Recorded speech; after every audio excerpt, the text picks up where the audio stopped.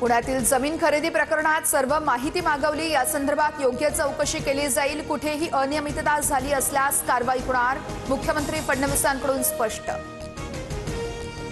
पार्थ पवारांकडून 1800 कोटींची जागेची 300 कोटींमध्ये खरेदी, स्टॅम्प ड्युटी म्हणून केवळ 500 रुपये भरले, अंबादास दानवेंचा पार्थ पवारांवर आरोप। तर कोणता नियम पाळला, पार्थ पवार यांनी सांगावं, दानवेंचं आव्हान।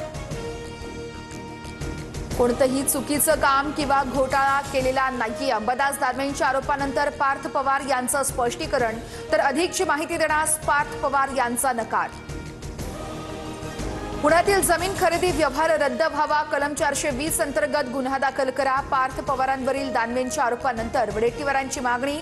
तर ईडी सीबीआय आता झोपलेत का, वडेट्टीवारांचा सवाल। माझ्याकडे तक्रार आल्यानंतर कारवाई सुरू करणार, पुण्यातील कथित जमीन खरेदी प्रकरणात बावनकुळेंची प्रतिक्रिया। पार्थ पवारांच्या कंपनीने पुण्यातील कोरेगाव पार्कमध्ये घेतलेल्या जमिनीची तक्रार करणार, महसूल मंत्री चंद्रशेखर बावनकुळेंना भेटून लेखी तक्रार देणार, अंजली दमानिया आक्रमक। मनोज जरांगेंना मारण्याचा कट रचल्याची जालना पोलीस ठाण्यात तक्रार, बीडच्या कार्यकर्त्याकडून तक्रार दाखल, दोघे पोलिसांच्या ताब्यात, चौकशी सुरू। धाराशिव दौऱ्यात उद्धव ठाकरेंनी फडणवीसांनी शेतकऱ्यांना दिलेल्या आश्वासनाची क्लिपच ऐकवली, तर मला घरी बसत होतो म्हणतात, पण मी घरी बसून शेतकऱ्यांची कर्जमाफी केली होती, ठाकरेंचा टोला। निवडणुका